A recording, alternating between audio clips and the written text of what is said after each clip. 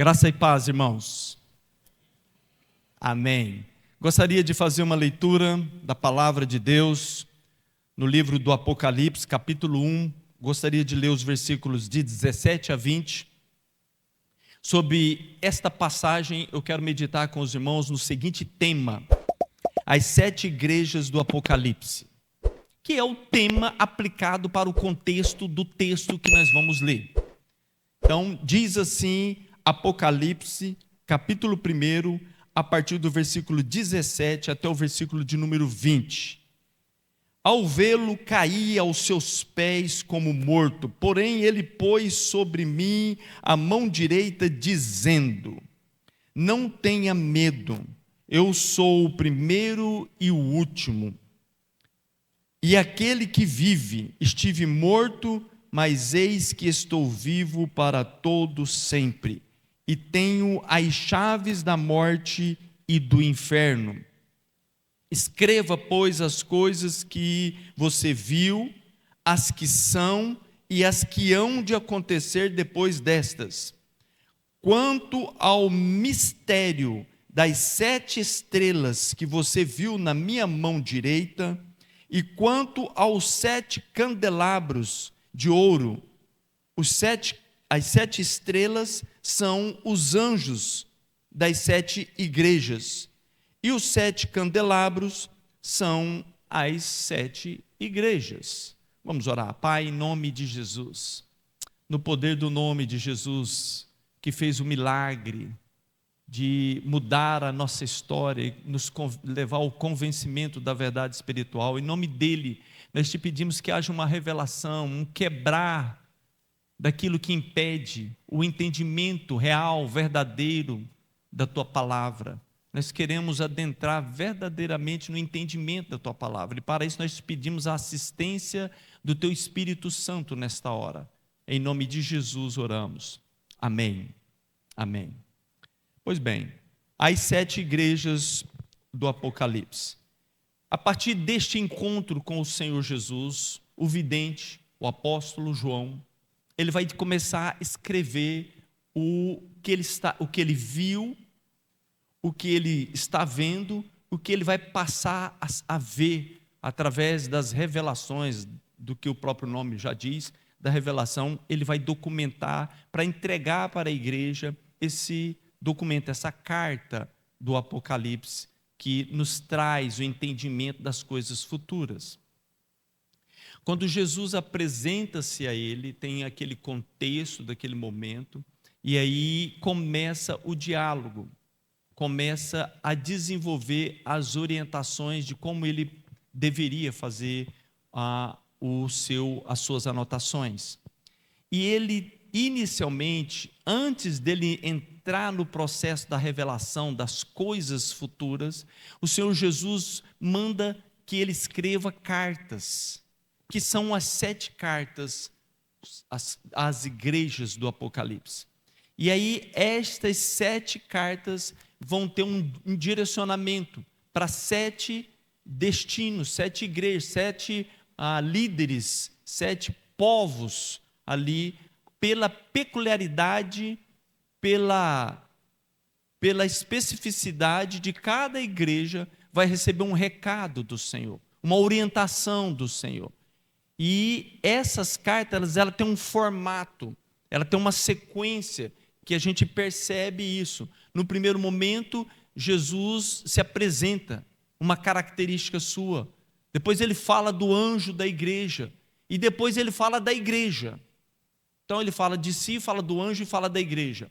Eu vou me ater ao que ele diz às igrejas, ao texto propriamente referido às igrejas. Então a parte que ele refere-se a si e ao anjo da igreja, eu vou suprimir neste momento. E aí a gente já entra na parte que ele diz às igrejas. Quando ele se dirige à igreja, ele basicamente aborda 4 pontos, uniformemente em cada uma das igrejas. Primeiramente, ele faz um elogio. Ele começa elogiando aquelas que têm, naturalmente. Faz um elogio ao primeiro ponto de direcionamento para a igreja. Depois ele faz uma crítica. Elogia, depois faz uma crítica. Depois ele dá uma palavra de encorajamento. Como que é que a igreja deve se comportar para prosseguir nessa caminhada de fé. E por último, ele faz uma promessa para as pessoas que seguem o que ele ensina. Então ele vai seguir esse padrão para as 7 igrejas, esses 4 itens que a gente vai ver repetindo nas cartas. Então, nós vamos fazer uma reflexão. O que é que ele está escrevendo para as igrejas? Por que está escrevendo isso? E o que nós aprendemos com isso? O que isso nos traz de lição? Porque eu tenho insistido aqui, irmãos, que tudo que está na Bíblia, tudo que está na Bíblia nos interessa. Deus tem propósito no que está escrito aqui. Há uma teologia liberal, atuante e emergente, bem intensamente atualmente, que levanta-se contra isso, mostrando que a Bíblia está desatualizada, que a Bíblia precisa sofrer alteração, e aí eles vão por essas linhas liberais teológicas. Nós não adotamos isso. Aliás, algumas pessoas que adotam são chamados a deixar a denominação, porque nós não cremos assim. Nós cremos numa linguagem e num contexto de tradição, que é o que a Bíblia prega. Pois bem, então o que nós podemos aprender com esses ensinos, com essas realidades, com esses alertas que o Senhor Jesus está levando João a documentar para mandar para 7 igrejas do Apocalipse, do livro, naturalmente. Essas 7 igrejas ficavam ali na Ásia Menor, o que é considerado hoje a Turquia, nessa região ali do Oriente Médio. E não é sem motivo que o número de igrejas são 7. Você sabe que 7 na Bíblia tem um indicativo de perfeição. Então, é o número perfeito que representa as igrejas, o povo que assumiu o compromisso com o Senhor. Você vai ver, você já deve ter visto, vai relembrar, que o que é tratado com essas igrejas acabam por nos dizer alguma coisa. Nós não nos distanciamos tanto do que as igrejas ali viviam e precisaram ser alertadas. Então nós precisamos nesta noite, a partir desta reflexão, desta meditação, nos chamarmos a um posicionamento, irmãos. Como igreja, como povo comprado, nós não podemos, ao término desta reflexão, levantar, tapinha nas costas, um beijinho nos ombros, nos rostos, e estamos indo embora de volta como nada tendo acontecido. Nós não podemos sair. Todas as vezes que a gente entra em comunhão com Deus, que em comunhão com a igreja, a gente presta culto, alguma coisa tem que acontecer na nossa vida. Eu tenho que repensar os meus valores, os meus conceitos. Eu tenho que crescer, até ver Cristo formado em vós, diz a palavra. É um processo progressivo que está em curso. Tem que estar em curso. Tem que estar em curso, sob pena de entender que não está vivo, porque quem está vivo está no processo do crescimento. Então, inicialmente, isso aqui já é para que a gente entenda que essa palavra ela tem que ter um impacto em nós, ela tem que ter um resultado na minha vida. Então, eu faço essa introdução já para nos colocar no ponto de partida para compreender e absorver o ensino da palavra. Amém? Amém. Pois bem, então, a partir do capítulo 2 e no capítulo 3, ele vai fazer o texto da carta, o texto das cartas, o texto de cada uma das 7 cartas. Nós não vamos ler todas essas 7 cartas, mas nós vamos mencionar todas elas. Então, fica como dever de casa. Leia depois as 7 cartas que estão aí nos 2 capítulos, 2º e 3º do livro do Apocalipse. E aí você vai poder resgatar o que você vai ouvir um pouco nesta noite. Pois bem, a primeira igreja para quem João é direcionado a escrever, o primeiro assunto atinge a necessidade, atinge o foco de uma igreja chamada Éfeso, ou da igreja em Éfeso, na cidade de Éfeso. Então a primeira carta é escrita para esta igreja. Lembrando que em Éfeso era onde estava presente o templo, o famoso templo de Diana. Então, ali havia uma religião muito forte, e eles se julgavam os guardiões da deusa, do templo da deusa Diana. Então, ali floresce o cristianismo, ali tem pessoas que acreditam no evangelho e são alcançadas pela essa mensagem e se reposicionam diante da palavra do Senhor Jesus. Então, nessa sequência, elogio, crítica, encorajamento e promessa, ele começa com um elogio. E o primeiro elogio à primeira igreja, a essa cidade, é: bom trabalho. Você tem feito um bom trabalho. Você tem feito um bom labor, uma luta boa. Você tem se empenhado, dedicado na vida cristã. E esse labor, quer dizer, você rejeita o que é o mal. Labutar na vida cristã é lutar contra o mal, entendendo isso, lutar contra o mal, perseverança, paciência, não suportar os homens maus. Então, ele está dizendo para os irmãos de Éfeso: parabéns, vocês estão fazendo o que precisa ser feito. Há um elogio escrito e documentado para uma igreja que luta a boa luta do evangelho na proclamação, na vivência, no labor do evangelho do Senhor Jesus. E são contra os homens maus, porque o mal está presente e precisa ser resistido. Alguém já diz: o que me assusta, o que me faz temer não é o grito dos maus. Então ele faz uma analogia nesse ponto aí. Pois bem, aí dito o elogio para aquela igreja, que eles estavam bem, estavam lutando com afinco a luta do evangelho, ele faz uma crítica para os irmãos de Éfeso: vocês abandonaram, vocês deixaram, vocês se afastaram do primeiro amor. Estão envolvidos nas atividades, estão envolvidos nos eventos da igreja, mas vocês ainda não se aperceberam que o coração de vocês já não palpita mais, não pulsa mais no mesmo compasso de Deus. O Júnior costuma dizer assim, Deus vira uma esquina, Deus está andando e a gente vai com ele, e está tudo bem. De repente ele vira a esquina e a gente não se atenta e segue reto. Quando percebe, já não está mais com ele, porque ele virou uma esquina. Deus dobrou a esquina e a percepção não foi suficiente, e aí seguiu sozinho. Então, ele faz uma crítica, diz: vocês abandonaram o primeiro amor.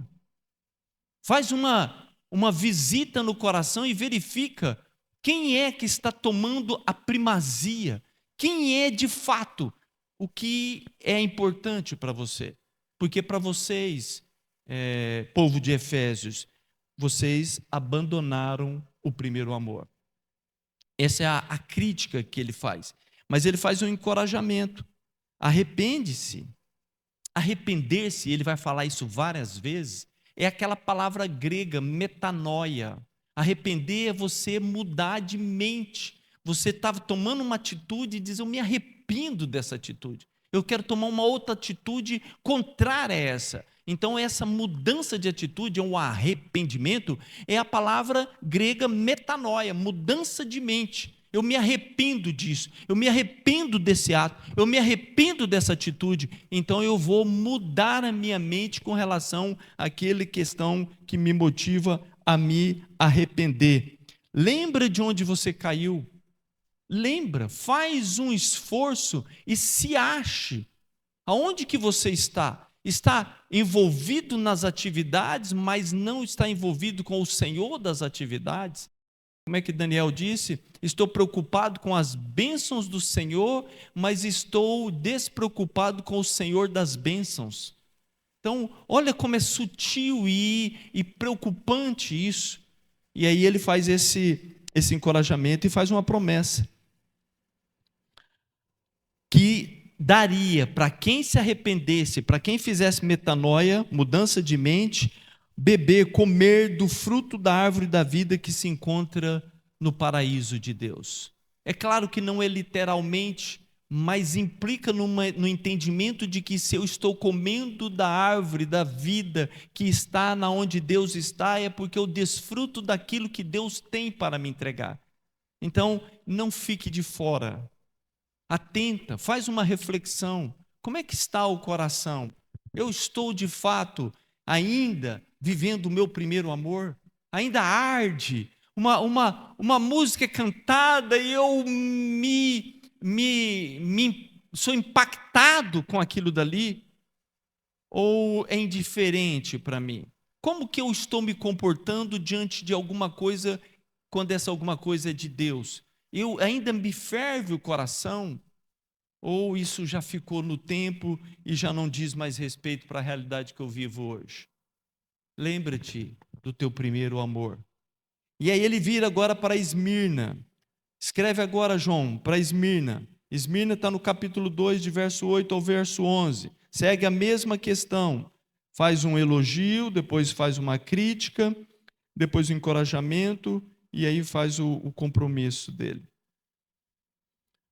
Esmirna é marcado como a igreja dos mártires, de tantas pessoas que morreram martirizadas, foram jogados nas arenas, foram decapitados, foram crucificados. Então Esmirna, a segunda cidade da carta de Apocalipse, é evidenciado. Conta-se a história que muitas pessoas procuravam, muitos homens procuravam o martírio. Eles se entregavam porque eles queriam encontrar-se com Jesus e eles entendiam que havia uma nobreza de entrega, de morrer pelo Evangelho. Então, dado o grande número de mártires de Esmirna, Esmirna é conhecida como a cidade dos mártires, a igreja dos mártires. Nesta cidade, nesta igreja, o elogio que Jesus faz é: vocês têm sofrido e suportado perseguição e dificuldades econômicas. Dificuldades econômicas. Alguém diz: então quer dizer que servir o Senhor eu posso ter dificuldade econômica? Pode, irmãos. Lamentavelmente pode. Mas você também pode ser abençoado. Não é a coisa pela coisa, mas o Senhor da coisa é que vai dar o direcionamento para isso. Então, sofrendo e suportando perseguições. É o que nós acabamos de dizer quanto ao martírio. Havia um grande número de pessoas martirizadas e outro tanto que se buscavam, se entregavam para o encontro da morte, da entrega do martírio. E, além de Filadélfia, Esmirna e Filadélfia, essas duas cidades não recebem críticas na carta. Então, a parte da crítica não existe, nem para Esmirna, não há crítica proferida pelo Senhor Jesus, que João tivesse que escrever, nem para Esmirna, nem para Filadélfia. Eu fiz isso de propósito. Filadélfia. Qual é o encorajamento? Ser fiel até a morte. Seja fiel até a morte. E ali, irmãos, estamos falando de mortes cruéis. E a história conta de pessoas que, num primeiro momento, no afã, assim, no calor, até se entregavam ao martírio, mas às vezes enfraquejavam e cediam e negavam Cristo na hora do confronto. Então, havia pessoas que não conseguiam ir até o final no cumprimento do seu martírio. E aí Jesus está dizendo: seja fiel até a morte. Seja fiel até a morte. Se for necessário, vá, entregue-se. E esses homens, o sangue dessas pessoas, brotou sementes da proclamação, porque conquistou vidas e deu continuidade no Evangelho. Às vezes hoje, por pouca coisa, a gente ou abandona o Evangelho, ou abandona a congregação, o que é costume de alguns, segundo Hebreus 11, 25 diz isso. Então, por pouca coisa, e Jesus está dizendo, seja fiel, seja valente, seja destemido, acredita, se usufrua do primeiro amor, do amor intenso, para te levar às consequências que forem necessárias para a demonstração do teu compromisso com o Senhor. Encorajamento, seja fiel até a morte, suportar o sofrimento, suportar o martírio. E ele dá o prêmio. Não sofrerão o dano da segunda morte. Apocalipse fala muito em primeira morte, segunda morte, primeira morte. A segunda morte é a que a Bíblia chama de lago que arde com fogo e enxofre, a saber, a segunda morte. A segunda morte. É as pessoas que não... Porque quando fala em primeira morte, é a morte do corpo, que cada um de nós estamos sujeitos a passar por ela. E isso não é o fim. Não nos intimida, não nos assusta, não nos amedronta a morte física, a primeira morte. Mas a segunda morte, aí sim, a morte que leva para o lago que arde com fogo e enxofre, que foi preparado não para os seres humanos, foi preparado para o diabo e os seus anjos. Mas humanos também serão colocados nesse lugar, por não ter aceitado Jesus como seu Salvador. E eu lhe darei a coroa da vida. Aos irmãos de Esmirna.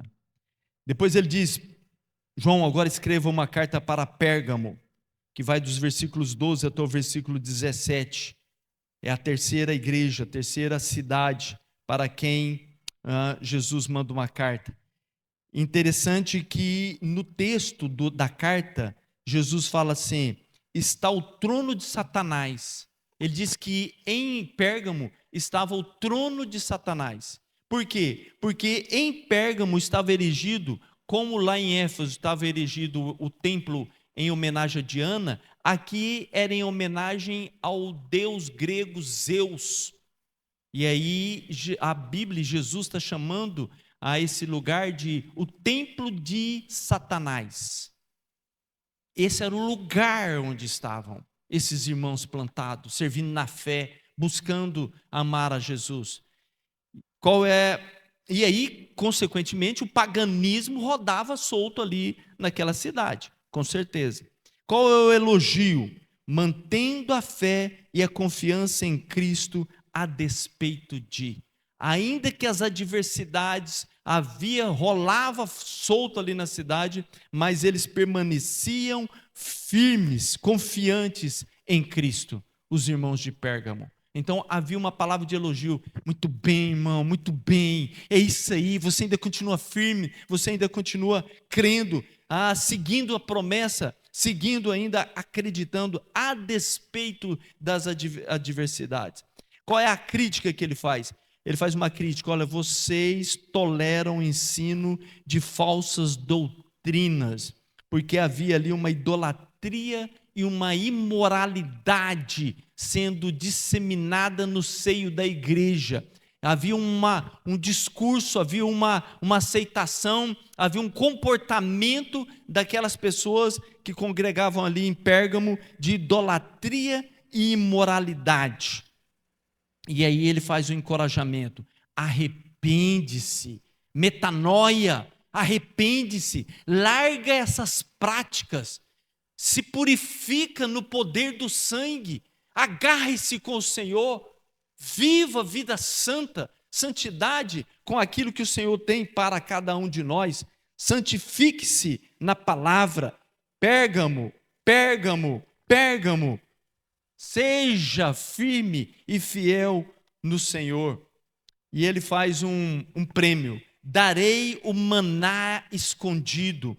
O maná nós sabemos que é o pão do céu, se referindo ao Senhor Jesus, e ele ainda diz: há uma pedrinha branca, aonde eu escreverei o seu nome. Um mistério isso. Os estudiosos não conseguem chegar a um ponto de acordo, o que seria essa pedrinha branca onde está escrito o nome, mas se Jesus está dando isso, alguma coisa especial isso representa, que não foi revelado na carta e nem na sequência do livro. Então Pérgamo vem para nos trazer esse ponto de abandonar esse tipo de prática e manter-se fiel ao Senhor.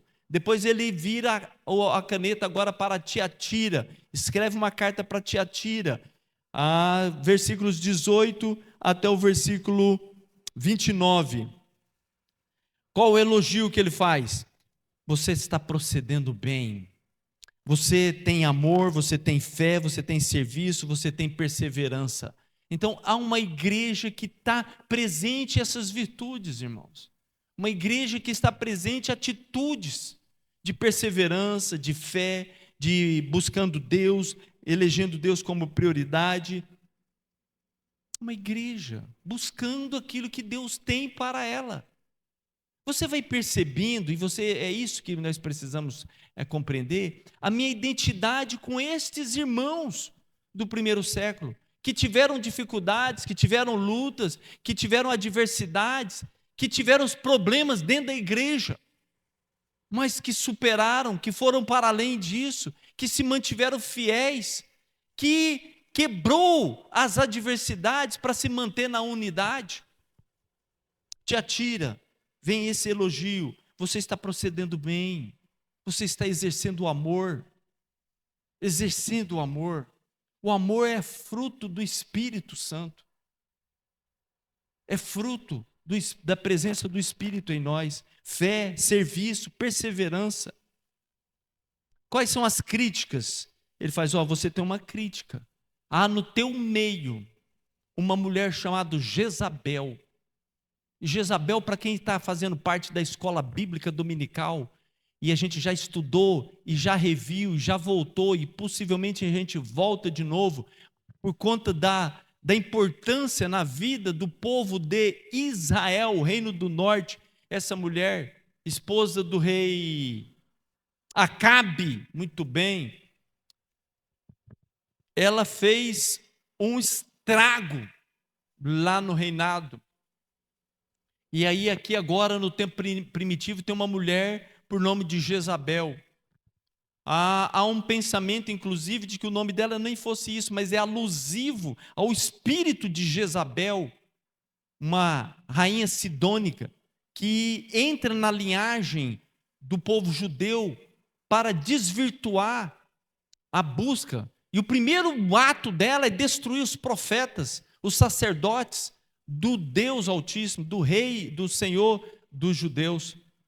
E é contra ela que tem aquele embate de Elias, que manda matar, que Elias mata lá os 400 profetas de Baal. É com essa Jezabel aí. Pois bem, esse nome lá da história volta no cenário bíblico, agora desta feita no Apocalipse. E aí o Senhor Jesus está dizendo para João: escreve, porque você está acoitando, vocês estão no meio de vocês uma Jezabel, promotora de pecado sexual.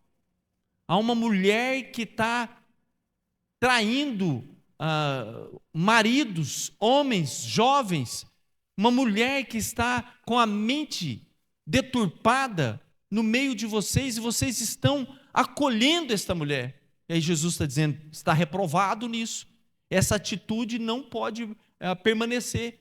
E vou dizer mais: eu vou botar essa mulher na cama, ela vai pegar uma doença, ela vai para a cama, e os homens que se deitaram com ela e se envolveram com ela vão ter uma tribulação em suas vidas. Se não fazem, Jesus faz, porque a gente começou lendo que Jesus tem o anjo na mão e ele anda pelos candelabros que representam a igreja. Jesus não é um assistente distante, ele diz que está presente na pessoa da terceira pessoa da Trindade, ele está presente no meio da igreja. Então, ele está aqui, por óbvio, e ele perscruta os corações, e sabe o que vai, qual é a motivação, qual é aquilo que me motiva a minha ação, qual é a minha motivação, qual é o encorajamento de Jesus? Metanoia, arrepende, muda de mente, sai dessa atitude, assume um novo comportamento, uma postura nova. Aos que não se contaminarem, esse é o prêmio, lhes darei autoridade sobre as nações da terra. Aos que não se contaminarem. Então veja com o que está se contaminando, com aquilo que você está se envolvendo. Talvez tenha que tomar uma atitude radical, mas que vai preservar a sua vida, que vai sarar você. Tem a bênção, irmão. Você tem a bênção para isso. Depois ele vai para Sardes, entra no capítulo 3, versículos de 1 a 6, começa com elogio, porque Sardes tinha uma reputação social ali na cidade bastante elevada. Todos respeitavam aqueles membros daquela igreja ali na cidade de Sardes. Mas era um posicionamento de aparência.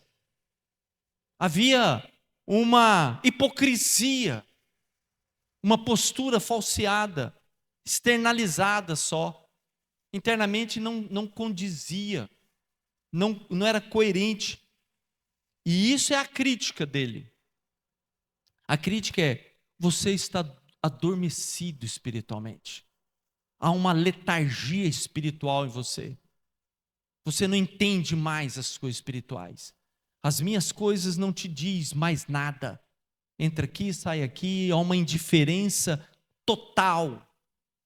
E ele está cobrando a igreja em Sardes, dizendo: a aparência não me engana, não me interessa, ainda que socialmente possa até ter um valor de engano, de engodo social, mas para eu que sou o dono da igreja, não tem validade. E se nós somos igreja, nós não vivemos para nos apresentar, nós vivemos para a glória do Senhor. Nós somos chamados para expressar a glória, para exalar o perfume, para testemunhar. Perfume que cheira vida para os que hão de ser salvos e cheiro de morte para aqueles que hão de se perder. Sardes, então, tem o elogio bonito, vocês, que é uma forma meio de retórica de dizer, porque a crítica é que vai esclarecer o que está acontecendo ali. A letargia, a morte espiritual não faz mais efeito, não tem mais impacto. Entra, sai, não faz diferença no ambiente onde chega. É indiferente, não exala perfume, não emite uma palavra, não abençoa, corre o risco até de fazer o contrário. Então, Jesus chama a atenção de Sardes e dizendo: é assim? Não me basta. Mas há um pequeno grupo dentro dessa igreja que se havia permanecido em purificação, que buscava ao Senhor. E ele vai dizer: a você, pequeno grupo, terá o meu nome, que confessa o meu nome, você terá o seu nome pronunciado na presença do meu Deus e dos anjos do meu Deus. Então, há um chamado para um posicionamento para Sardes. Acorda, Sardes. Aí vem Filadélfia, capítulo 3, versículos de 7 a 13. A palavra Filadélfia, né, já tem uma palavra assim gostosa. Filos e Delfos. Filos, amigo, o amor de um amigo. E Delfos, irmão. Então, nós poderíamos dizer um amor fraterno na Filadélfia, na igreja em Filadélfia. E ele começa com um elogio. Mesmo tendo pouca força, guardou a palavra e não negou o meu nome. Era uma igreja que não tinha projeção econômica, financeira, era uma igreja que se apresentava como tendo pouca força.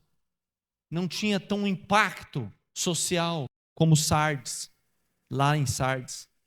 Mas essa cidade aqui, essa igreja nessa cidade de Filadélfia, mesmo não tendo muita força, mas fiel ao Senhor, amando ao Senhor, testemunhando do Senhor, vivendo a palavra do Senhor. Então, há um elogio que havia um sofrimento na vida daquela igreja, mas havia um sofrimento paciente. Críticas, igual Esmirna, Filadélfia não tem críticas, não tem pontos negativos a ser salientados na correspondência, na carta. E o encorajamento: eu guardarei da hora da provação que há de vir. Tempos difíceis virão, mas eu já te estou dizendo para você duas coisas. Primeiro, que o tempo difícil virão, mas fica tranquilo, eu vou guardar você, igreja. Eu não vou deixar você ser solapada. Eu não vou deixar você ser destruída. Eu vou te cuidar. Eu vou guardar aqueles que me honram na hora da provação. Porque eu tenho a chave que abre e ninguém fecha. Mas eu tenho a chave que fecha e ninguém abre. Eu sou o Senhor da chave. Filadélfia, confia e permaneça na forma como estás. Qual é o prêmio? Farei que seja coluna no santuário de Deus. Gravarei sobre você o nome de Deus. Filadélfia, o meu olhar se agrada de você. É uma igreja que estava ali em comunhão, em intimidade, em sintonia com o seu Senhor. Filadélfia, a igreja que andava em sintonia com o seu Senhor. E por último, Laodiceia, ainda no capítulo 3, dos versículos 14 até o versículo 22. Qual o elogio que é lançado para Laodiceia? Nenhum. Não há elogios. É a única igreja que não recebe elogios. Laodiceia. Laodiceia não tem elogios. Não tem nada que o Senhor diga para que João escreva e saliente positivamente um ponto que a igreja estivesse vivendo. Não há elogios para Laodiceia. Quais são as críticas? Você está com a fé morna. Lembra? Nem quente e nem frio. És morno. E porque és morno, estou a ponto de vomitar você. Então, Laodiceia recebe essa dura palavra dizendo: você é morna, Laodiceia. Você está morna, uma mornidão que incomoda os céus. Me incomoda, você me dá vontade de vômito. Não tem elogios para tecer a seu respeito, mas tem críticas, que você não é nem quente e nem frio. Oxalá você se posicionasse, mas nem é, e nem é, e nem é. E fica aí se iludindo e pensando que é. Tem um conselho para você: venha suprir as suas necessidades em mim, Laodiceia. As suas necessidades que está gritando em você, tem todas as respostas estão em mim. Venha, é um convite, venha se saciar em mim. E ele faz um alerta. Aliás, você percebe duas coisas diferentes. Ele faz um alerta e ele dá um conselho para esta igreja. O que ele não vinha seguindo esse padrão nas outras igrejas. O conselho é isso que nós falamos: venha suprir as suas necessidades em mim. Vem buscar em mim, clama a mim, se derrama em mim, sinta a vontade de me buscar. Ô Laodiceia. E o alerta é: eu estou à porta e bato.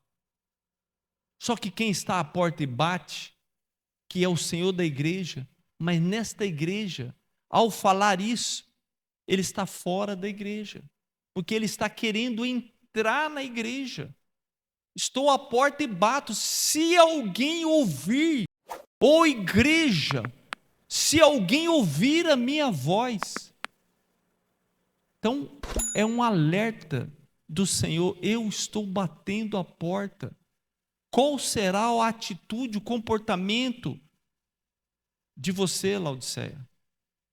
O que você vai se manifestar? Para que lado você vai se conduzir?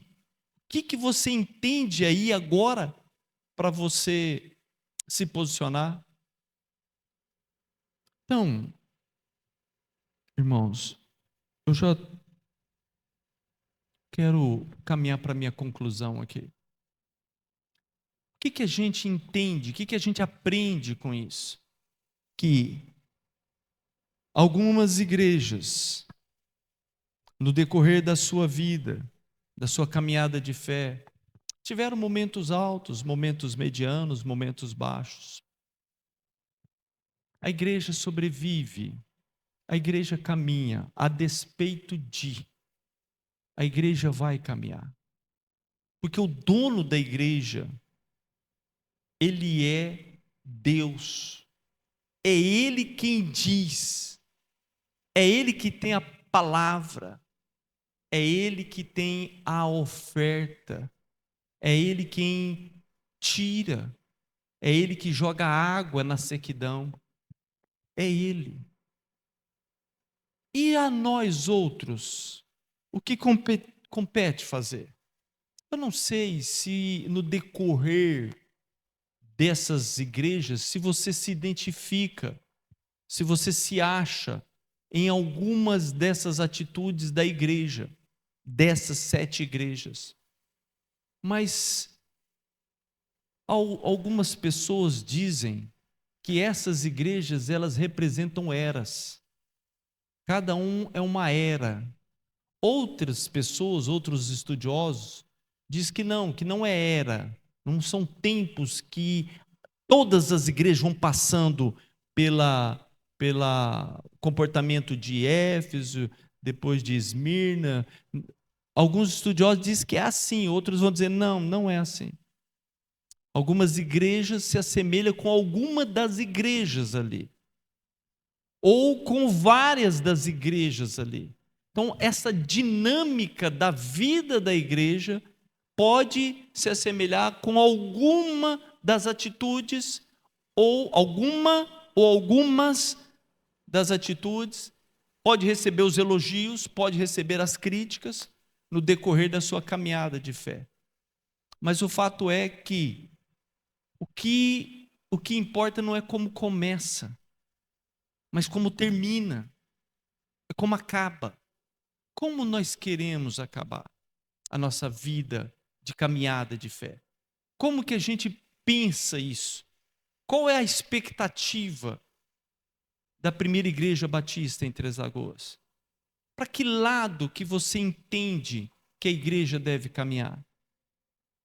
Então, essa reflexão nesta noite é para nos levar a pensar que o Senhor da igreja sabe o que Ele está fazendo. Ele sabe. As portas estão abertas dos céus. O que nós vamos fazer com isso é que vai dizer respeito a nós. A igreja está direcionada. A particularidade é que é responsabilidade individual. Veja o que é que você pensa a respeito disso. Deixa Deus conduzir você. Eu gostaria de orar. Convido você a fechar teus olhos, por favor.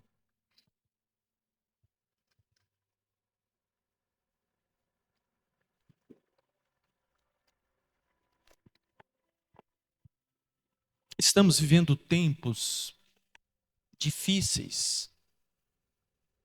Tempos em que os valores estão mudando de posição. Estão se relativizando tudo. As pessoas estão entrando em processo de sequidão, de influências das mídias, dos conceitos deste mundo. E aí a gente nem percebe, mas às vezes Deus virou a esquina. Deus virou a esquina e tem muita pessoa que está indo reto ainda. Lembra-te das coisas que eram antes. Se posicione. O que você quer da sua vida no contexto de igreja? Qual é a sua contribuição? Qual é a tua participação? O que é a tua sinceridade, a tua honestidade diante de Deus? Diante de Deus, irmãos, diante de Deus, do Senhor da igreja.